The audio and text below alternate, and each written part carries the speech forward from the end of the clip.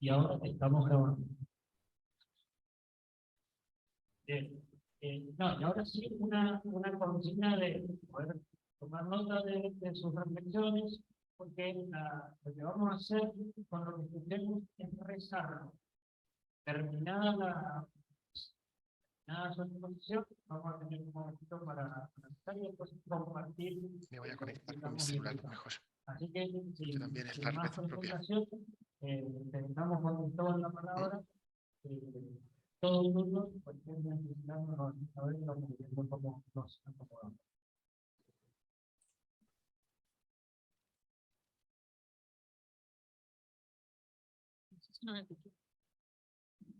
Cristóbal, ¿me escuchas? Cristóbal, ¿me escucha? Ahí sí te escucho. ¿Sí me escucha? Bien, cuando quiera puede comenzar. Ahí se... ya, perfecto. Lo importante creo es que ustedes me escuchen a mí, pero... Ya, perfecto.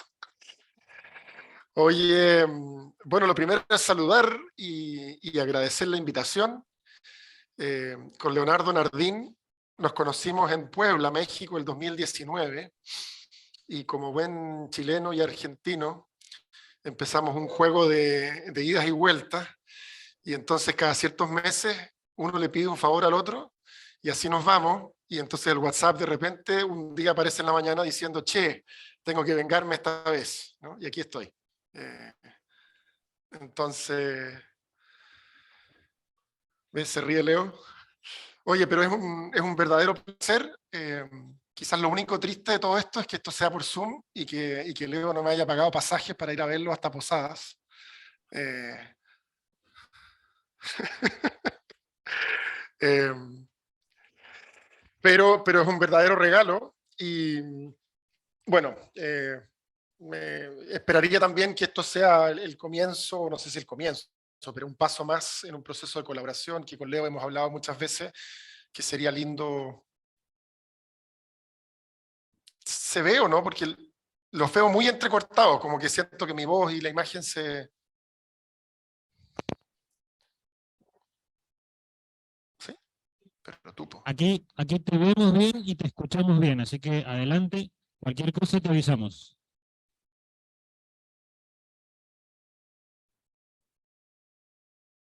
Ahora te avisamos. ¿Yo o ellos? A ver, Ya. adelante, adelante. ¿Sí? ¿Qué es lo que se escuchó de lo que dije? Porque... Muy bien, lo del pasaje, eso quedó claro. Ah, Pero, perfecto, ya, muy bien. Lo importante queda. Eh, Oye, bueno, no, estaba simplemente agradeciendo y expresando que espero que esto sea un pasito más de colaboración entre la provincia argentina-uruguaya y Chile en términos de lo que hacemos en educación. Rausi y la Rey hace un buen rato que ya tienen colaboración, pero con Leo nos hemos propuesto ayudarnos. Leo siempre dice que en Chile tenemos más trabajo técnico que ustedes y nosotros siempre decimos que ustedes tienen una profundidad espiritual que nosotros no tenemos. Entonces, si nos convidamos uno al otro de lo que tenemos, capaz que hacemos algo más lindo juntos, ¿no? Y bueno, dicho eso, como dijo Julio, me han invitado a compartirles algunas reflexiones en torno al itinerario desde la perspectiva del currículum, que es el área en que yo me he especializado. Y yo quisiera, tienen que habilitarme para compartir pantalla, el que esté moderando ahí, porque no puedo compartir. Tengo una PPT que quiero presentarles.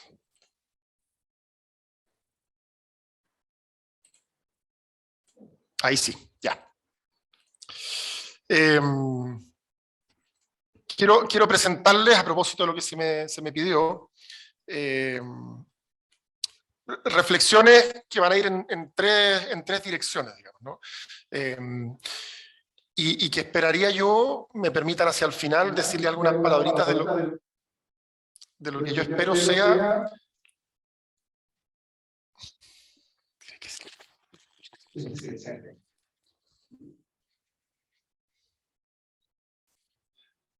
de lo que yo espero sea un aporte para su reflexión sobre el itinerario y cómo implementarlo curricularmente, ¿no? Y bueno, quisiera comenzar, me leí la introducción, no tuve tiempo para leer todo el itinerario, pero me leí la introducción de 16, 17 páginas que me mandó Leo. Y primero diciendo que me parece un trabajo así valiosísimo, ¿no? Se ve que han trabajado y es bello constatar cómo una red de colegios de la Compañía de Jesús se toma muy en serio la misión de la evangelización en estos tiempos, ¿sí? Que no es obvia, que no es sencilla. Entonces, o sea, como parto diciendo eso. Y quisiera comenzar mis reflexiones con una frase que alguna vez nos dijo a los jesuitas de mi generación, un profesor de filosofía. Él era laico, nos enseñaba filosofía moderna y contemporánea, y le enseñaba filosofía a un grupo de religiosos y religiosas de varias congregaciones. Entre ellos estábamos los jesuitas, pero habían salesianos, franciscanos, religiosas esclavas del Sagrado Corazón y del Sagrado Corazón. Y entonces este profesor de filosofía nos dijo, estimados estudiantes, quisiera decirles del principio del curso, y después lo fue repitiendo varias veces, ¿no? Algo que puede ser obvio, pero que en la vida religiosa no necesariamente es obvio. Él dijo, somos mujeres y hombres modernos que queremos ser cristianos, no al revés.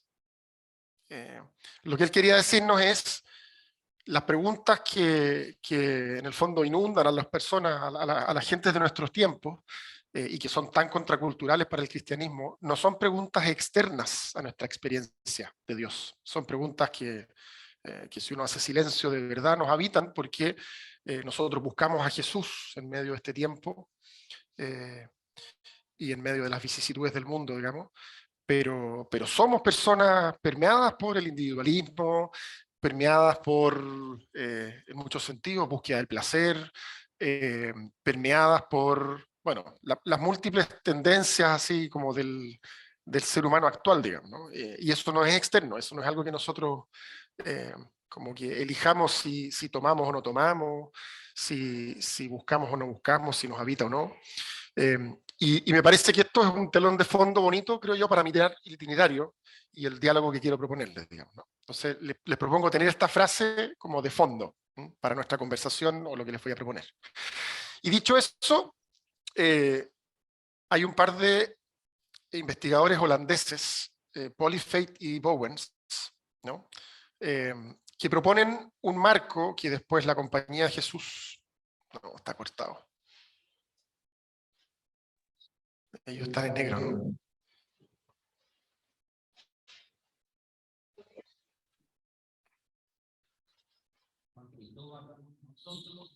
Pero ellos no.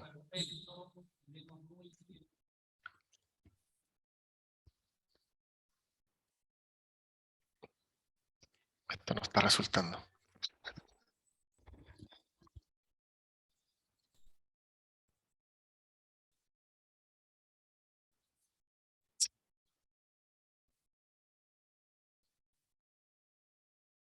Ah, dice que escuchan perfecto y ven muy bien. Ya. Entonces, cuando yo veo la interrupción, ustedes no sienten interrupción ninguna. Ya, muy bien. Qué bueno. Bueno, les decía que hay dos investigadores holandeses, Polyfeit y Bowens, que trabajan ellos investigando colegios católicos de Europa. Y claro, es un mundo muy lejano al nuestro, pero ellos propusieron que las preguntas identitarias, a propósito de esta frase de mi profesor de filosofía, ¿no? O sea, esta pregunta de qué significa ser un colegio católico, un colegio que busca la identidad, un arraigo en Jesús, digamos, que es lo que yo veo detrás del ideario formativo, se enfrenta a dos grandes preguntas y que nos permitiría clasificar los colegios, ¿no? Para los que leyeron el documento Colegios Jesuitas, una tradición viva, la Compañía de Jesús recoge algo de esta investigación. Y ellos dicen que las dos preguntas que podrían como ayudarnos a entender y a estudiar la identidad de un colegio jesuita, digamos, ellos hablan de colegios católicos, pero apliquémoslo a lo nuestro, podrían ser uno, cuán explícita es la identidad católica que compartimos, y en segundo lugar, cómo se da la inclusión de otras visiones de mundo. Y entonces con estas dos preguntas, ellos las cruzan y básicamente construyen un eje de dos categorías. Imagínense en el eje vertical, explicitación de la identidad católica compartida, es decir, cuán cuánto hablamos de Jesús, de la iglesia y del reino, digamos, de manera explícita. Y en el eje horizontal, la inclusión de otras visiones de mundo. Y entonces, cruzando estas dos categorías, ellos hablan de 4 tipos de colegios. Como les digo, los que han leído Colegios Jesuitas, una tradición viva, al hablar del indicador global número 1, sobre los colegios de jesuitas son colegios católicos, ellos recogen, o sea, la compañía recoge esta categorización.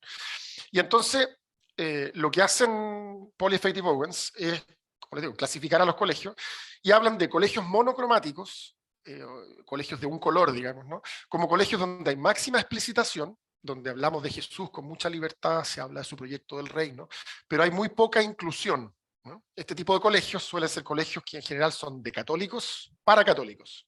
Los educadores son católicos, las familias son católicas, el 100% o el 95% de los que participan en la comunidad, la familia, los estudiantes, son todos bautizados. Suele enseñarse la fe como una visión cerrada, ¿no? Como la única visión del mundo, por decirlo así, como la visión obvia, ¿no? Y suele dar mucha seguridad, pero cuando los estudiantes egresan del colegio, se enfrentan a un mundo más amplio y diverso, y ahí es donde suelen venir las crisis fuera del colegio, ¿no? Estos colegios suelen tener como un ambiente bastante homogéneo y tener algo de gueto, siempre una caricatura. En segundo lugar, ellos hablan de los colegios incoloros, que son colegios que, si bien son católicos, ¿no?, parecieran colegios públicos, ¿no? Lo católico está muy diluido, tiende a ser algo como religioso, moral, pero que no habla de la experiencia de Jesús, así propiamente tal. Se vive mucha diversidad y como algo muy individual, o sea, se conversa poco de la creencia, suele vivir la institución, digamos, ¿no?, en una ética como del respeto, con un bajo compromiso, es decir, hay poco espacio para que lo más profundo de las personas se exprese. Y desde esa perspectiva pareciera ser un colegio público, digamos, ¿no?, donde convive la diversidad, pero sin una identidad que le dé un sabor espiritual así y de trascendencia al colegio. Los colegios multicolores serían los colegios donde hay baja explicitación, ¿no? Se habla poco de Jesús, pero hay mucha inclusión. Entonces, otro tipo de visiones, no sé si es que llegan a haber estudiantes judíos o musulmanes o de alguna cosmovisión indígena, eso brilla, se habla de eso, se sienten muy incluidos, eso está en los murales, tiene que ver con las fiestas que se celebran, sean litúrgicas o de otra índole. Entonces, suelen ser colegios que tienen una rica cultura espiritual, pero poca explicitación cristiana. Entonces, se hace yoga, se hace mindfulness, se habla con mucha libertad de lo religioso, pero cabe todo y hay mucho pudor para darle un especial énfasis a lo católico. Y finalmente, ellos hablan de los colegios dialógicos, que de hecho la Compañía de Jesús es como la categoría que recoge en colegios una tradición viva para decir, así aspiramos a que sean los colegios de la Compañía hoy día, que es donde hay máxima explicitación, o sea, se habla de Jesús y su reino con total libertad, pero máxima inclusión también. Entonces hay mucha apertura espiritual, los que no son católicos, sea que sean de otra tradición o son más agnósticos, digamos, y no creyentes, experimentan que caben, y quizás el signo más lindo de este tipo de colegios es que los no católicos egresan de este colegio conociendo y valorando la fe y respetándola como con aprecio, diciendo, mira, la Iglesia Católica es un aporte para la sociedad, yo fui educado en un colegio católico y agradezco haber pasado por ahí, por lo que me dio, en fin, ¿no? Digo todo esto y estas 4 categorizaciones porque la Compañía de Jesús es muy explícita en el documento que les digo, respecto de que aspira a que nuestros colegios sean colegios dialógicos, ¿no? O sea, colegios donde se habla de Jesús con mucha libertad, declaramos nuestro proyecto con fuerza, pero al mismo tiempo colegios que dialogan con el mundo, que no son guetos, ¿no? Colegios que acogen otras cosmovisiones, otras maneras de ser, y las acogen en un diálogo transparente, honesto, sin que eso signifique como diluir la propia identidad. Y esto porque este desafío, digamos, de la identidad, que es el que tiene que ver con los 4 tipos de colegio, postulo yo 2 tesis, ¿no?, y que está a la base de lo que quiero proponerles en términos de una discusión más curricular y de lo que yo propondría reflexionar del itinerario. Lo primero es que este desafío de la identidad, ¿no?, de ubicarse como un colegio dialógico, de máxima explicitación y máximo diálogo, es eminentemente curricular. Y yo creo que la Compañía de Jesús por un buen rato ha polarizado el desafío educativo hacia lo pedagógico, es decir, hacia el cómo, ¿no? Como descuidando o dejando como en un segundo plano la pregunta sobre el qué.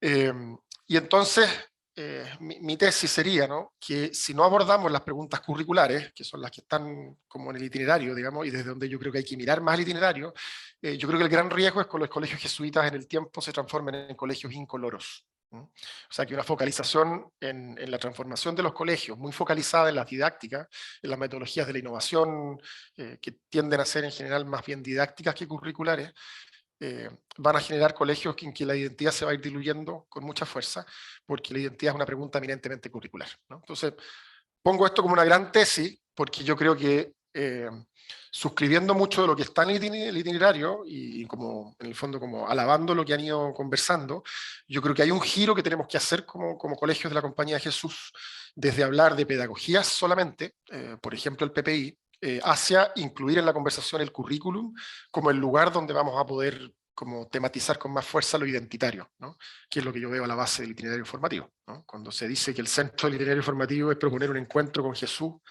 como origen meta de la vida, lo que yo veo ahí es una respuesta sobre el qué, ¿no? Como qué es aquello que queremos que los estudiantes vivan, aprendan y experimenten, ¿no? Dicho esto, en el fondo como instalar la pregunta como una pregunta propiamente curricular. Algo de historia que me parece muy clave, y tengan por favor de fondo esta frase de mi profesor: somos personas modernas que quieren ser creyentes, no al revés, ¿no? No creyentes que se están preguntando si van a ser modernos o no, ¿no? Digo esto porque la escuela es una institución moderna, ¿no?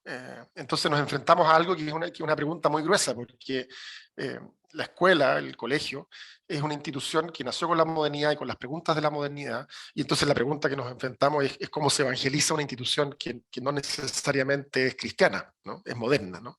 Y para eso hay que entender bien cómo se desarrolla, qué lugar ocupa el currículum ahí, y entonces los desafíos que nos plantea a los creyentes respecto de cómo se hace eso, ¿no? Y si uno va a la historia, si bien ha habido educación por milenios, digamos, ¿no?, en el siglo XIV, XV, empieza por primera vez a ocurrir un fenómeno que es nuevo en la historia de la humanidad, que es el fenómeno de la curricularización del aprendizaje. ¿Qué quiere decir eso? Que hasta entonces lo que había era un aprendizaje en espacios mucho más informales. Si uno estudia la historia de la educación griega, la educación medieval, la formalización del aprendizaje era muy baja. En general se trataba de lugares donde habían estudiantes aprendiendo con un maestro, no existían aulas graduadas como las que conocemos nosotros, y entonces el contenido de la enseñanza dependía de mucho de quién era el maestro. Digo maestro en masculino porque en esa época eran casi todos hombres, ¿no? Y entonces hacia el siglo XIV o XV, y ahí varía según la región geográfica, pero sobre todo en Europa, empieza a ocurrir un fenómeno de ampliación de las estructuras de aprendizaje, y entonces las escuelas empiezan a comunicarse mucho más unas con otras, y por eso empieza a aparecer por primera vez en la historia de la humanidad una cierta estandarización.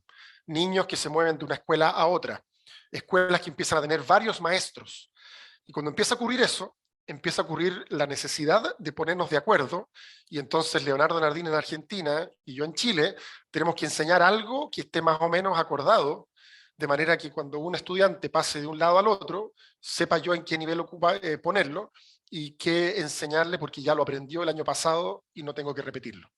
¿Se entiende o no? Entonces el currículum empieza a aparecer como un problema o como un desafío cuando empieza a ocurrir esta institucionalización de la educación, que no había ocurrido hasta antes del siglo XIV.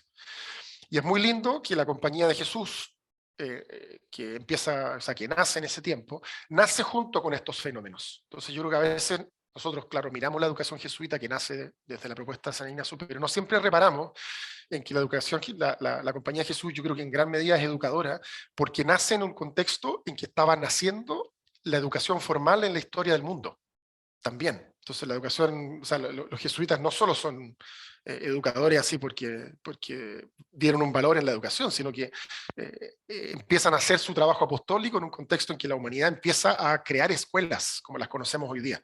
De hecho, los jesuitas, para que ustedes sepan, son inventores de un montón de cosas que hoy día damos como por hecho en la escuela.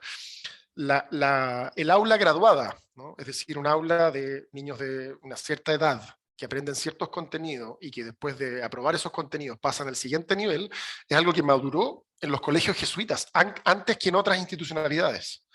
Los colegios jesuitas fueron los primeros del mundo en incorporar la educación física como parte del currículum. Antes eso no se usaba. Lo mismo el teatro. Y hay harta investigación de la historia de la educación que muestra eso. Entonces es muy lindo como... Bueno, y en este tiempo entonces por primera vez se usa la palabra currículum.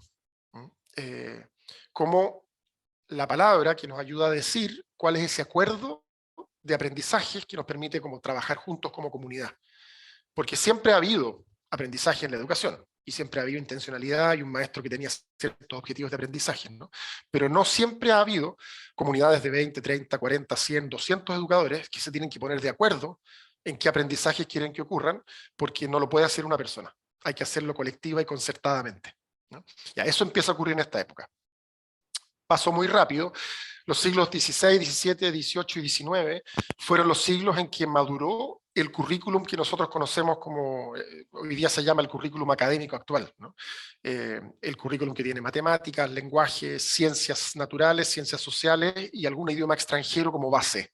De hecho, si uno mira comparadamente todos los colegios del mundo, todos tienen estas 5 asignaturas troncales básicas: matemáticas, lengua materna, idioma extranjero, que en todos los del colegio del mundo hoy día es al menos inglés, ciencias naturales y ciencias sociales de algún tipo. Ya, eso maduró en estos 5 siglos de estructuración del currículum a nivel mundial. Y a principios del siglo XX, en el paso del siglo XIX al XX, Estados Unidos hace algo que cambia la historia de estas conversaciones, y ya van a entender por qué, porque es el primer país del mundo que masifica la educación secundaria. Hasta entonces, todos los países, o muchos, habían masificado la primaria, ¿no? Y en la primaria, a propósito, que algo se dice en el literario formativo, ¿no? En la primaria, las preguntas curriculares son menos, porque yo creo que en general en el mundo hay harto acuerdo de que en la primaria lo que tiene que ocurrir es sentarse ciertas bases mínimas que tienen que ver con que los chicos aprendan a leer y a comprender lo que leen, operaciones básicas en matemáticas. Después se le añaden otras cosas, digamos, ¿no? Pero eso es lo que tiene que ocurrir en la enseñanza básica. Cuando uno pasa a la enseñanza secundaria, las preguntas son mucho más complejas, ¿no? Si uno ve la tradición de la Compañía de Jesús, era una enseñanza humanista, pero esa enseñanza humanista nos sirve para una educación masiva, porque desde que tenemos educación masiva, hay chicos que van a la educación secundaria para ir al mundo del trabajo. Entonces, surge una pregunta, bueno, ¿para qué me sirve leer literatura clásica si yo tengo que ir a trabajar a una industria o a hacer un trabajo de otro tipo? Ya, y entonces, como Estados Unidos toma esta decisión de política nacional, ¿no?, de masificar la educación, se enfrenta por primera vez a un problema que es nuevo en la historia de la humanidad, que es cómo diseño una educación secundaria que atienda las diversas necesidades de la población. Algunos van a ir a la universidad, otros van a ir al mundo del trabajo, otros van a irse a la casa de vuelta. Y entonces aparecen discusiones sobre un currículum que por siglos no se había discutido. Nosotros llegamos a fines del siglo XX a esta conversación, digamos, ¿no? Pero el siglo XX es un siglo que ha sido muy rico en esta conversación. Aquí es donde aparecen John Dewey, Kilpatrick, personas como Bobbitt y Tyler, que a lo mejor los conocen, me imagino que a John Dewey sobre todo, que son personas que proponen como una ruptura con la estructura curricular más tradicional. Ellos son los que empiezan a decir, el colegio no puede ser solo matemáticas, lenguaje, ciencias, historia y un idioma extranjero. Y entonces algunos empiezan a decir, necesitamos educación técnico-profesional para los que van a ir al mundo del trabajo. Otros empiezan a decir, necesitamos tutoría, acompañamiento personalizado de los procesos de aprendizaje individuales. Otros empiezan a decir, necesitamos integración de las materias. Otros empiezan a decir, necesitamos aprendizaje por proyectos y no solo clases lectivas. Bueno, la masificación, es decir, enfrentarse a muchos jóvenes de muchas procedencias y orígenes distintos, produce como una explosión de estas preguntas. Y entonces se abre una conversación curricular en la que estamos metidos hasta hace mucho rato. Cuando Estados Unidos surge como potencia mundial, después de la Segunda Guerra Mundial, ¿no?, Estados Unidos y Rusia, digamos, ¿no?, pero en el mundo occidental el que toma más fuerza es Estados Unidos, ¿no? Lo que ellos hacen es básicamente ir lentamente a través de muchos programas de distinto tipo. En Europa fue el Plan Marshall, pero en Latinoamérica se llamó la Alianza para el Progreso. Lo que ellos hacen es ir expandiendo este modelo. No quiero detenerme en asuntos de política que podrían ser muy largos de analizar, pero como consecuencia de eso, nuestros países, Latinoamérica, empiezan a expandir la educación secundaria recién en los 60, 70. Si uno mira las tasas, yo les apuesto, digamos, que conozco muy bien las cifras de Chile y otros países, pero hasta los años 60, el porcentaje de jóvenes que asistían a la educación secundaria debe haber sido 15, 20% con suerte.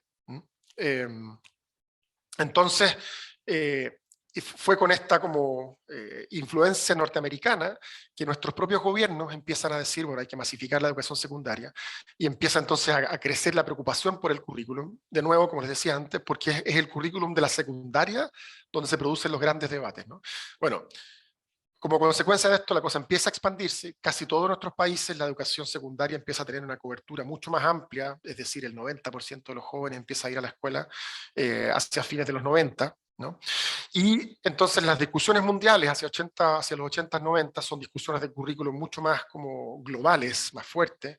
El currículum empieza a virar hacia lo que conocemos más hoy día, que tiene que ver con los estándares, y se establece una distinción, que es la que tenemos hoy día en casi todos los países, entre un marco curricular nacional, un país que da ciertos lineamientos marcos curriculares, y un proyecto curricular de la escuela o del centro educativo, ¿no? Esta diferenciación es la que yo creo que permite hablar del itinerario formativo, ¿no? Porque en el fondo el espacio nos queda es, bueno, cómo nuestros colegios construyen un currículum propio, apropiándose de este currículum nacional al cual hay que responder, pero dándole un sabor propio, digamos, ¿no? Y solo una cosita, digamos, para ubicar la conversación, todo indica, y aquí es donde vuelvo a la frase, ¿no? Somos personas modernas que quieren creer, que los currículums mundiales, digamos, ¿no? Lo que nuestros países, a través del marco curricular de Argentina o de Uruguay, le van pidiendo a las escuelas, tiene tres grandes acentos, tres grandes tendencias, digamos, ¿no? Ustedes podrán identificarlo en su respectivo país o su respectivo estado, en el caso de Argentina, que es federal, pero la investigación muestra tres tendencias. Uno, es un foco cada vez más cognitivo, ¿no? Entonces, si uno piensa en educación integral, uno piensa que la educación integral incluye, claro, el espíritu, el corazón, los afectos, cada vez más lo que nos va llegando es peticiones de parte de los gobiernos, pero también investigación, que pone un foco en lo cognitivo, ¿no? De hecho, los aprendizajes basados en proyectos, por ejemplo, tienen toda una base que es puramente cognitiva, ¿no? o grandemente cognitiva. Lo segundo es un énfasis muy fuerte en el pensar científico, es decir, en que la conversación se base en evidencia. Dame evidencia para corroborar la afirmación o la teoría que yo te propongo, ¿no? Y cada vez más ese es el tipo de pensamiento que vamos enseñando a los niños versus otros pensamientos, pensamiento creativo, en fin, ¿no? Y por último, una tendencia que se constata con mucha fuerza es que cada vez más valoramos lo universal versus lo local. Entonces cada vez más hay una tendencia, por ejemplo, a enseñar menos historia propia, historia de la propia región, del barrio, del país, y cada vez más enseñar historia universal. Y un foco cada vez más fuerte en el individuo versus la comunidad, ¿no? Entonces eso hace que nosotros, ¿no? Creyentes católicos, digamos, de la tradición ignaciana y jesuítica, nos veamos muy tensionados por las corrientes curriculares actuales, ¿no? Entonces digo todo esto porque yo creo que el itinerario plantea algo muy precioso, pero yo creo que hay que ser muy conscientes de lo profundamente contracultural que es, ¿no? Y lo que supone entonces de parte nuestra en términos de como de adhesión, así desde el corazón, pero también de lo que nos va a significar en términos técnicos, como de saber que en ciertas cosas vamos así como contracultura muy fuerte de hacia dónde va el mundo, por decirlo así, ¿no? En el sentido más grueso, digamos, ¿no? No estoy diciendo nada nuevo, así en términos de que el cristianismo siempre ha tenido algo contracultural, pero yo creo que es muy importante caer en la cuenta de que instalación de currículos como el itinerario formativo que ustedes se han propuesto van a significar mucha sangre y transpiración, porque es muy contracultural. Y cierro con una reflexión desde la cual espero hacerle algún aporte, porque el itinerario formativo está cruzado por referencias a la necesidad de integrar, ¿no? Hay frases que son muy bellas, ¿no? Solo por mencionar algunas, ustedes hablan de que en tiempos de dispersión es necesario centrarse. Hay una frase que la encontré muy linda a propósito de reconocer las disciplinas como lugares teológicos. En varios lugares se habla de la importancia de una visión integradora y de darle sentido a las lógicas centrífugas de las distintas asignaturas y áreas de los colegios. Ya, lo que yo veo detrás del itinerario es una clara conciencia de que en el fondo como la diversidad y la fragmentación de la cultura actual requiere integración, y que quisiéramos que Jesús sea ese centro de integración, ¿no? Entonces, mis aportes van a ir en la línea de lo que técnicamente se llama la integración curricular, que yo creo que finalmente es el desafío que enfrentamos si nos tomamos en serio todo esto, ¿no? Y hay un escocés, Robert Davies, que escribió un ensayo muy famoso, está en inglés, se llama Can there be a Catholic curriculum hoy? ¿No? ¿Puede haber un currículum católico hoy? Es una pregunta retórica, ¿no? Pero básicamente lo que él hace es recorrer un poco la historia que yo les acabo de mostrar desde el punto de vista de la Iglesia, ¿no? Y lo que él ve es que la Iglesia era la que tenía los colegios en el siglo XVI, ¿no? O sea, no habían en esa época estados que tuvieran redes de colegios públicos como las hay hoy día. La Iglesia tenía el 80% de la educación de nuestros países y del mundo occidental católico, digamos, ¿no? Pero lo que fue pasando fue que con el surgimiento de la ciencia y de la cultura moderna, la Iglesia fue muy resistente al dato empírico, a la ciencia, ¿no? Entonces, y hay ejemplos muy elocuentes, Galileo Galilei, ¿no? Pero hay muchos otros en muchas áreas de la ciencia. Y lo que dice Robert Davies, en un recorrido histórico que no puedo hacer ahora, es que lo que fue produciendo eso en los siglos fue una marginación de la Iglesia del currículum moderno. Entonces, este currículum que les digo yo, así como de materias clásicas, digamos, en el fondo fue surgiendo con cada vez menos influencia de la Iglesia. La Iglesia fue quedando fuera de los espacios donde se fue definiendo eso, ¿no? Y que entonces la modernidad, digamos, ¿no? con su escuela, digamos, como institución donde socializar a los más jóvenes y a los niños, lo que hizo fue permitir lo católico, y no podría decir lo religioso, si no lo miran, porque esto vale también para el mundo judío y otros más, en dos áreas básicas, digamos, ¿no? Por un lado, la clase de religión, y por otro lado, todo el trabajo más pastoral, ¿no? Que suele ser un trabajo que es como extra programático, de los tiempos libres, pero básicamente excluyó lo católico del 80% del horario escolar. ¿No? Por poner una caricatura, no sé exactamente cuántas horas en Argentina y en Uruguay.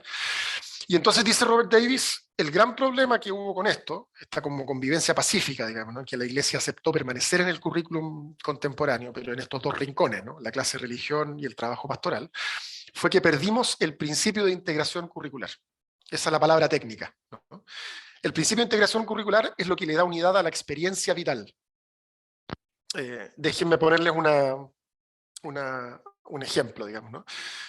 Cuando un estudiante entra a un colegio nuestro, probablemente en la mañana llega, tiene algún momento con su curso, unos 15, 20 minutos de introducción, después se va a una clase de matemáticas, después se va al gimnasio a hacer educación física, después se va a un laboratorio de ciencias, después me imagino que podrá hacer algo en algún salón de arte, y después de eso, si tiene suerte, vuelve a hablar con su tutor.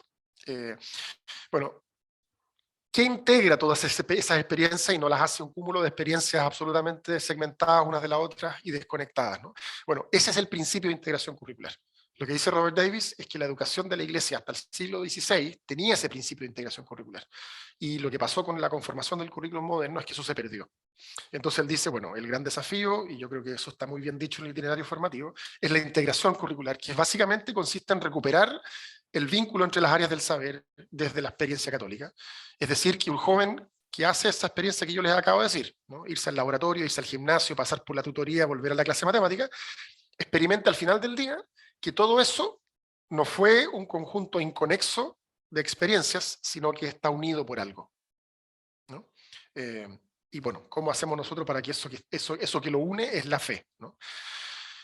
Y Basil Bernstein, que para mí es como la persona que debiera ayudarnos a caminar, él es un judío, no es católico, digamos, pero teoriza, es el teórico más importante de la integración curricular.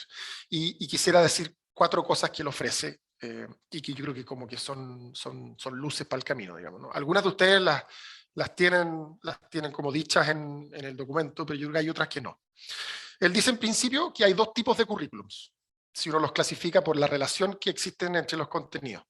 Hay currículums integrados, donde el principio de integración es explícito, donde a mí me queda claro qué es lo que reúne todas esas cosas parceladas que yo les decía hace un rato, matemática, educación física, en fin. Cuando eso es explícito, el currículum es integrado. Cuando no, el currículum es fragmentado o de colección. ¿no? Y ahí pareciera no haber un principio de integración, pero siempre lo hay. Lo que pasa es que, dice Bernstein, ese principio es implícito y es el principio básico de la modernidad, que es la especialización y la autonomía. Quizás lo más crucial aquí es que Bernstein, que es sociólogo, dice que cada currículum, en el fondo, produce un tipo de persona, ¿no? Porque el currículum es una socialización, finalmente, en una visión de mundo. Cuando uno está 14 años, 13 años expuesto a un currículum, lo que uno hace es absorber eso como un modo de pensar, de ver y vivir el mundo, ¿no? Y entonces lo que es muy como fuerte es que en el fondo Bernstein nos expone a decir, mira, los colegios, nos gusten o no, básicamente socializan personas fragmentadas. Y entonces nuestro gran desafío es cómo socializamos personas integradas. Y para eso nosotros tenemos que ofrecerle una experiencia integradora, ¿no?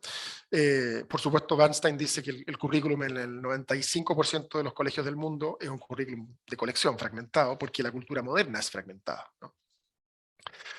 Dice Bernstein, como les digo, siendo judío, que urge diseñar integración curricular, no solo por las motivaciones que tenemos nosotros, digamos, que tienen que ver con introducir a los chicos en una experiencia de Jesús, sino por razones morales, ¿no?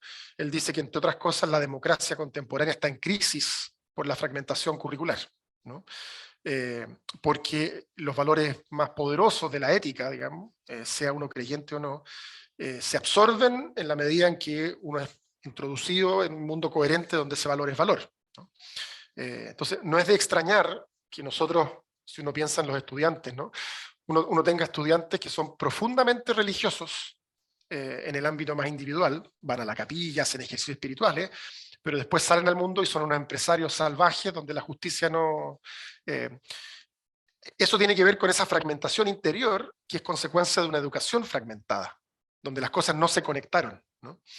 Ahora, una cosa que es muy potente de Bernstein es que Bernstein dice, ojo, necesitamos integración curricular, y aquí es donde yo empiezo con algunas reacciones al itinerario, pero, dice él, la especialización y la autonomía, que están a la base de la modernidad, son muy poderosas, son las que han permitido el progreso. Tenemos celulares, computadores, empresas, y hemos sido capaces de reducir el hambre gracias a que hay ciencia, y esa es especializada, ¿no? Bernstein, con grupos grandes, hacen estudios de trabajo o sea, del rendimiento académico con niños y jóvenes de menor capital cultural, y hay mucha evidencia después del trabajo de él de que la integración curricular en chicos con menos capital cultural puede producir problemas muy serios. Por eso, por ejemplo, el trabajo en proyectos puede funcionar bien con grupos de élite que tienen suficiente capital cultural, pero donde hay estudiantes que no tienen los rudimentos básicos de las ciencias, suelen producir confusión y dificultades, ¿no? Entonces, es interesante como Basil Bernstein en el fondo nos dice, mira, la integración curricular que nosotros queremos en el itinerario es muy importante y es el gran desafío, creo yo, para los colegios jesuitas y católicos en general, pero al mismo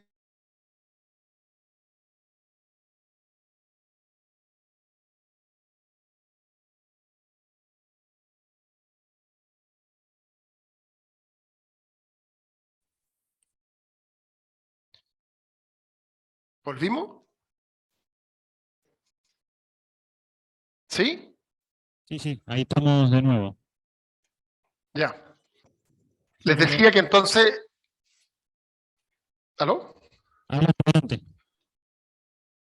Ya, les decía que el problema o sea, que el desafío de la integración es un desafío, es el desafío, pero es un desafío que tiene que incluir la especialización no solo como un problema, sino como un don, porque la especialización es la que nos ha permitido avanzar y la modernidad, ¿no? Entonces, bueno, la gran pregunta que tenemos que enfrentar, creo yo, y cómo hay que formularse el desafío del itinerario formativo, para usar sus palabras, ¿no?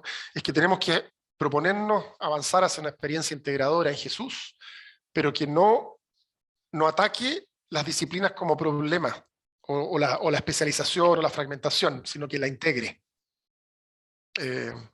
Y eso tiene que ver con los discursos, pero también tiene que ver con nuestra práctica, ¿no? Cómo acogemos el reclamo que nos viene de las distintas disciplinas académicas, en fin, de que, oye, yo necesito mi espacio, hay lógicas que son distintas, todo eso es verdadero y es muy importante, y es base en el fondo para producir justicia, porque es base para producir el progreso moderno. En tercer lugar, dice Bernstein, hay dos tipos de integración, porque como les digo, la integración finalmente consiste en esta experiencia educativa unificada, digamos, donde yo le doy sentido al conjunto.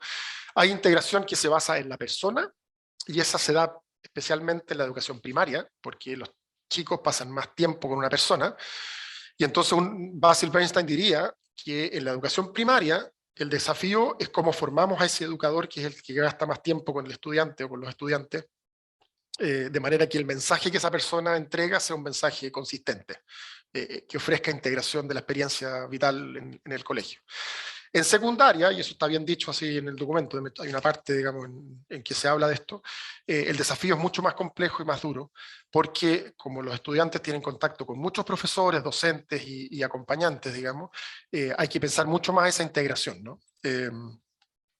Ya, y ahí aparecen figuras bien relevantes. Yo sé que en Argentina y en Uruguay tienen la figura de los tutores, son muy claves para la integración en secundaria. Ya, y empiezo a cerrar con la clave que yo creo que es la más importante de todas.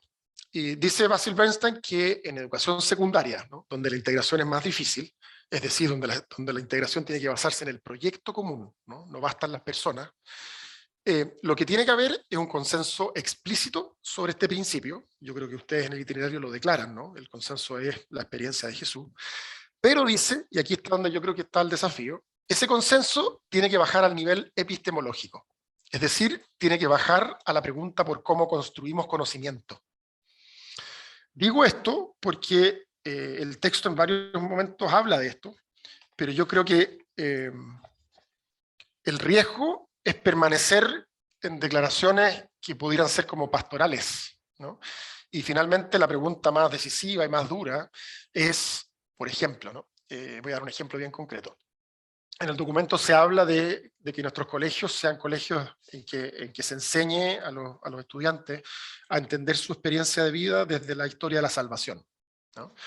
Ya, eso uno lo puede hacer en retiros, en que ayuda a los chicos a leer su vida desde la experiencia de Dios. Pero el lugar en que en nuestros colegios se enseña historia, principalmente, es en el curso de historia, ciencias sociales, ¿no? Entonces, la pregunta epistemológica tiene que ver con cómo un profesor de historia, que tendrá que enseñar historia de Uruguay, de Argentina o historia de Latinoamérica, tiene los elementos suficientes para enseñar historia, la historia de los libros, digamos, como historia de la salvación, ¿no? Esa es la integración curricular como real, ¿no? Que no es hacer que la experiencia religiosa ocurra por fuera del aula, sino que ocurra en el aula y que integre los contenidos académicos propiamente tales, ¿no? Bernstein dice que donde tenga que ocurrir integración curricular, ese es finalmente el diálogo que tiene que darse, digamos, ¿no? Y entonces cierro, y esta es la última diapositiva que tengo, y podemos abrir algo de conversación, con algunas pistas, ¿no? Yo creo que, así como el paso más importante que habría que dar, digamos, para como seguir encarnando el itinerario que ustedes tienen formulado, y me encantaría como además compartir los frutos de esto, porque este es un desafío común de todos, es que requerimos una filosofía o una teología del conocimiento, ¿no? ¿Cómo se construye conocimiento? Que es lo que pasa en el 80% de la actividad escolar. Y ahí todo indica que la relación fe-ciencia es la más como difícil o la más compleja de todas, digamos, ¿no? Es decir, ¿cómo le enseñamos a nuestros niños que, no sé, el lápiz se cayó de la mesa al suelo porque existe ley de gravedad, y al mismo tiempo le enseñamos que Dios mueve el mundo? ¿Cómo hacemos que esas dos afirmaciones sean compatibles y que tienen muchísimas consecuencias, ¿no? Cuando hay un niño que está enfermo en el curso y entonces se va al médico y después decimos en la oración de la mañana del curso, recemos por el niño. Bueno, ¿qué hacemos con esas preguntas? Y son preguntas con las que vivimos todos, ¿no? ¿Qué significa vivir en un mundo lleno de gracia y en el cual Dios está actuando, al mismo tiempo que creer en las causas naturales? O sea, que en el fondo las cosas en el mundo se mueven por causas que la ciencia nos ayuda a conocer mejor. Ya, esa integración, yo creo que es una integración muy compleja. Y es la integración que necesitamos para hacer posible este itinerario fuera de lo pastoral, ¿no? Porque finalmente, diría yo, necesitamos profesores de arte que sean capaces de entender la belleza como don de Dios, y por lo tanto la clase de arte como una clase donde en el fondo mi aproximación a la belleza en distintas épocas, finalmente es un acercamiento a Dios, aunque no diga Dios. O la literatura, ¿no? Como, bueno, y ustedes podrán pensarlo en términos de las distintas como disciplinas, ¿no? Ya, me detengo en eso, pero yo creo que el fondo, y alguna vez le escuché, creo que fue a Leonardín, ¿no? Que ustedes habían hecho algún esfuerzo hace unos años atrás de generar grupos que conversaran sobre ciencia y fe. Ya, yo creo que ese es el camino que tenemos que ir haciendo juntos, y que va a posibilitar que proyectos como el itinerario formativo entren como de verdad como en la esencia de la escuela, ¿no? Por eso vuelvo a esta pregunta que les ponía yo al principio de mi profesor de filosofía, cuando nos decía: muchachos, no cometan el error ingenuo que a veces comete la Iglesia, de creer que nosotros somos creyentes que se preguntan si acaso son modernos. No, dicen, somos hijos de nuestro tiempo, que vemos televisión, escuchamos radio, vemos Instagram y Facebook, y que en ese contexto quieren buscar a Dios y creer en la vida eterna, y creer en el bien, y creer que el amor es lo que salva y da vida a la existencia, ¿no? Entonces, bueno, ¿cómo dialoga eso con la lógica de la matemática, la lógica de la filosofía, de la ciencia, de las ciencias naturales, de las ciencias sociales? Ya, yo creo que en la medida que empezamos a entrar en eso, claro, se producen integraciones nosotros como docentes, como educadores, no solo de la vida personal, sino de los conocimientos en los cuales introducimos a los chicos, y entonces les mostramos un mundo preñado de Dios, realmente, ¿no? Eso, por ahí los dejaría porque creo que esto abre la conversa.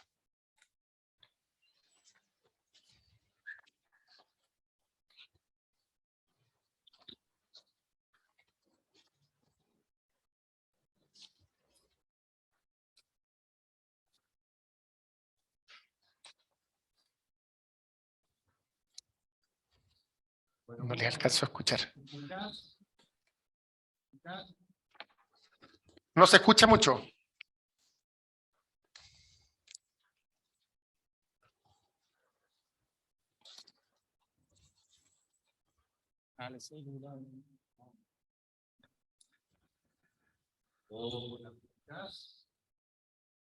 Muy bajo. Subí el volumen. Bueno, simplemente un gracias enorme, porque creo que a todos nos hiciste volar la cabeza, en el buen sentido de la palabra, porque creo que a todos nos ha obligado mucho esta mirada más técnica, curricular. Por supuesto, vos tenés vos mismo una síntesis de cultura. Creo que el tercer desafío de la socialización en toda la comunidad es el gran camino, y es el objetivo de este encuentro, es poder pasar por el corazón y la cabeza nuestro deseo de lograr una síntesis curricular. Y fin de la transmisión porque no escuchas nada. Se escuchan pedazos, escuché integración, cabeza, corazón. No vale la pena. Bueno, agradecido Juan Cristóbal. Nosotros nos vamos a empezar ahora con el, a pasarlo por el cuerpo, por el corazón, por la mente, a los ojos de Dios, y después te vamos a dar un feedback más concreto de tu caso. Gracias.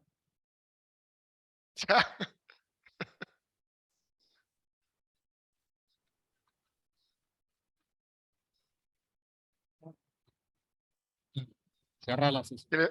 Saludos a todos. Oye, qué lamentable, yo pensé que íbamos a dialogar un poco ahora, pero bueno.